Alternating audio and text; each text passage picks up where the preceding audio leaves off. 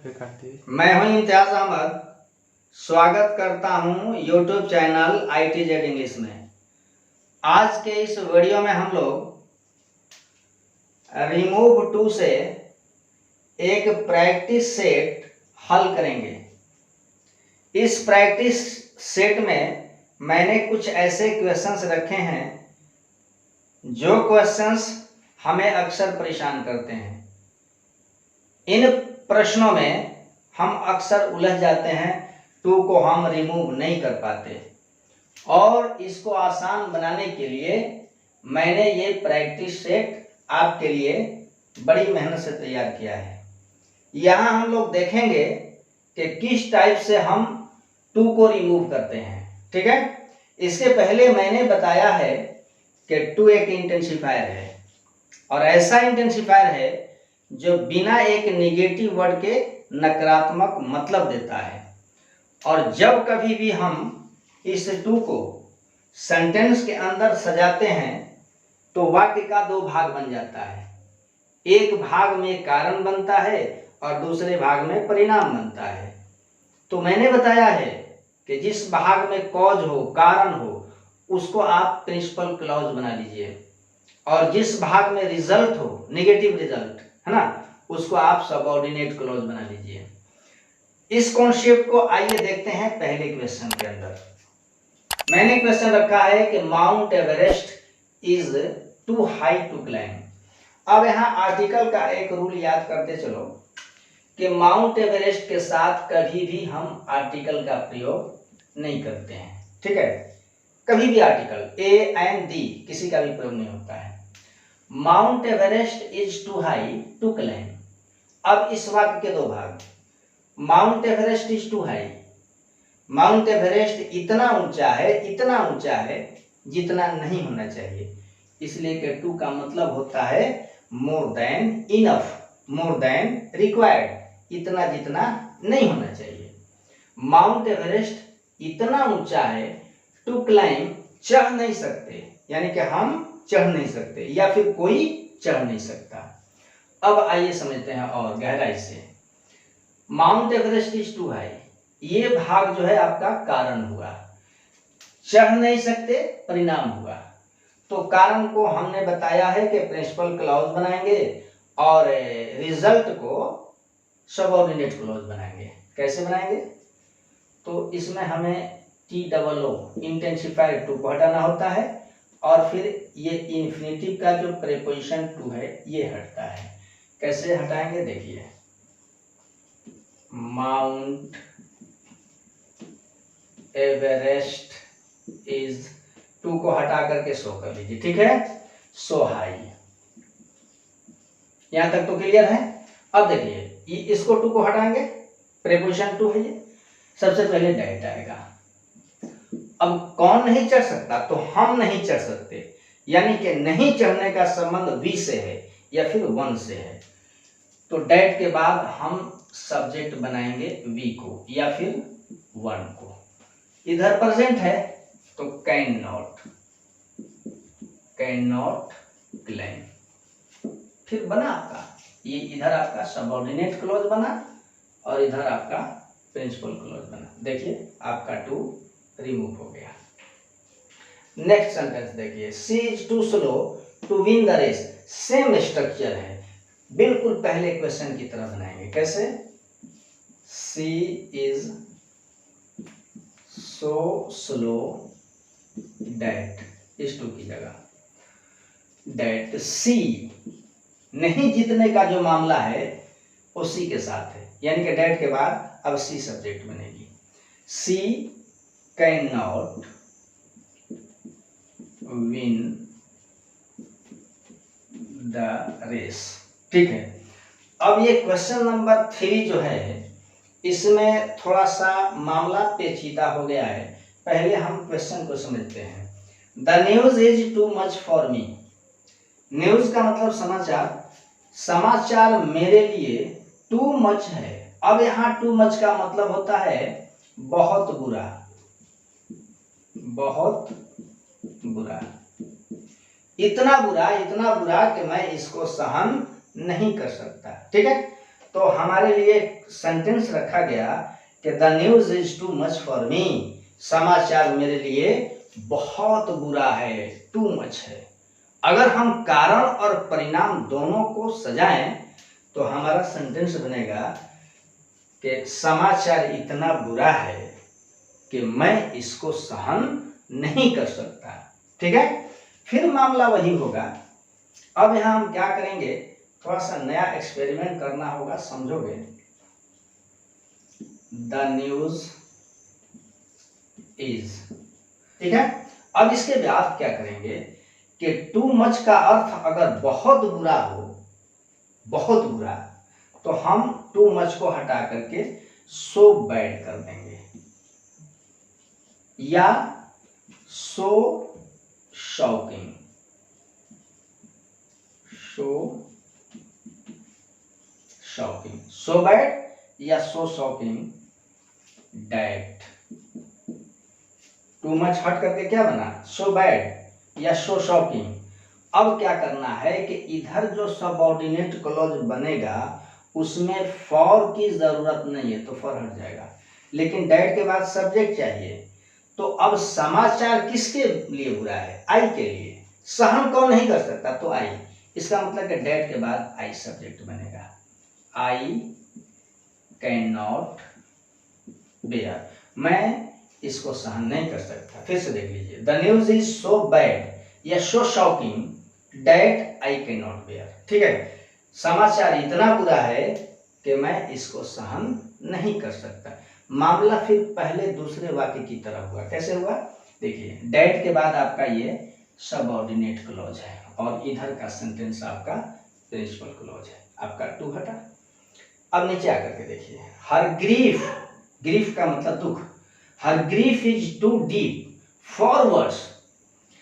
Grief माने दुख, deep माने गहरा, उसका दर्द, उसका दुख शब्दों के लिए बहुत गहरा है। शाब्दिक अर्थ यही बना सेंटेंस का, her grief is too deep for words.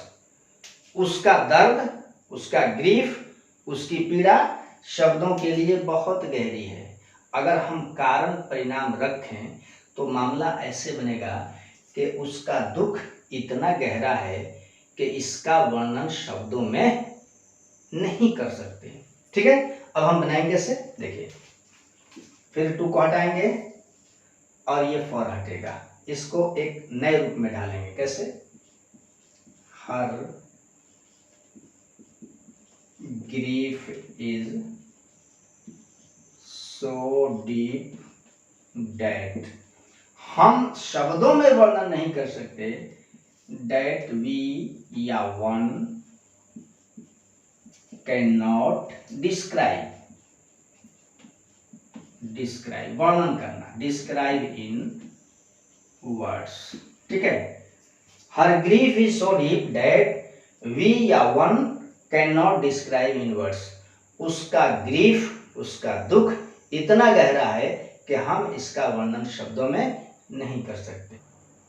आइए 4 क्वेश्चंस और देखते हैं जिन क्वेश्चंस के अंदर कुछ जटिलताएं हैं। क्वेश्चन नंबर 5 देखिए, she is to ईजर for praise. ईजर का मतलब होता है बेचैन, उत्सुक, प्रेज का मतलब प्रशंसा। तो अक्सर देखा जाता है कि कुछ लोग अपनी प्रशंसा सुनने के लिए ईजर रहते हैं, बेचैन रहते हैं। तो अब इधर कहा गया कि सी इज टू ईजर फॉर प्रेज, वह प्रशंसा के लिए बहुत बेचैन होती है, अधीर रहती है। इसका मतलब क्या है, अब अगर कारण परिणाम रखेंगे तो कैसे कहेंगे कि वह प्रशंसा के लिए इतनी अधीर रहती है, इतनी बेचैन रहती है कि हम इसका वर्णन शब्दों में नहीं कर सकते। हम इसका वर्णन शब्दों में नहीं कर सकते, ये परिणाम है, आपको परिणाम जोड़ देना है। हटाइए टू को, she is so eager for praise that, praise that we can't describe in words. She is so eager for praise, वह प्रशंसा के लिए इतनी ईजर होती है, that we can not describe in words, कि हम इसका वर्णन शब्दों में नहीं कर सकते। फिर आपका टू हटा, ठीक है। नेक्स्ट सेंटेंस देखिए, ये क्वेश्चन जो है थोड़ा उलझा हुआ है, कुछ ज्यादा उलझा हुआ है। पहले हम क्वेश्चन को समझते हैं। टू का मतलब इतना जितना नहीं होना चाहिए, और मेनी का मतलब होता है बहुत, और कुक्स का मतलब रसोइये, भोजन पकाने वाले, ठीक है। स्पॉइल का मतलब नष्ट करना, बर्बाद करना, अब्रॉड स्वाद।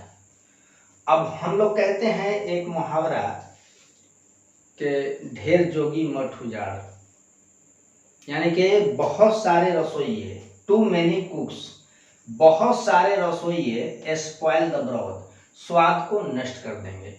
यानी कि अगर रसोइये ज्यादा हो, दो चार हो जाएं, तो किसी का कुछ और विचार, किसी का कुछ और विचार, बनते बनते हमारा स्पॉइल हो जाता है कौन सा चीज, ब्रॉड।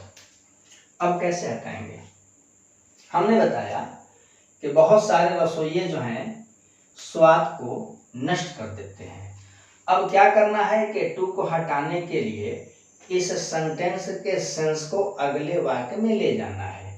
अब हम कहेंगे कि कुक्स, रसोइये, बियॉन्ड, बियॉन्ड का मतलब होता है परे, कुक्स beyond a limit number, limit number का यूज क्यों किया मैंने, मेनी कुक्स, ढेर सारे रसोइये, वो भी कितना, टू, इतना जितना नहीं होना चाहिए। इसका मतलब कि कुक्स की जो संख्या है लिमिट से अधिक है, तो कहा कि cooks beyond a limit numbers, रसोइये सीमित संख्या से अधिक क्या करते हैं, स्पॉइल द ब्रॉथ, स्वाद को नष्ट कर देते हैं, ठीक है। इसमें क्वेश्चन में दिखाया गया कि आवश्यकता से अधिक रसोइये, ठीक है। तो हमने रखा कि कुक्स, रसोइये, बियॉन्ड ए लिमिट नंबर, सीमित संख्या से अधिक रसोइये स्पॉइल द ब्रॉथ, स्वाद को नष्ट कर देते हैं। आपका टू हट गया, ठीक है। नेक्स्ट क्वेश्चन देखते हैं कि he has helped her too much. अब देखिए, इसके पहले एक क्वेश्चन में न्यूज वाले में टू मच का मतलब बहुत बुरा बना था, लेकिन यहाँ टू मच का मतलब बहुत बुरा नहीं है, समझते हैं उसको। ही हैज हेल्प्ड हर, ही ने उसकी मदद की है, कितना की है, टू मच, बहुत।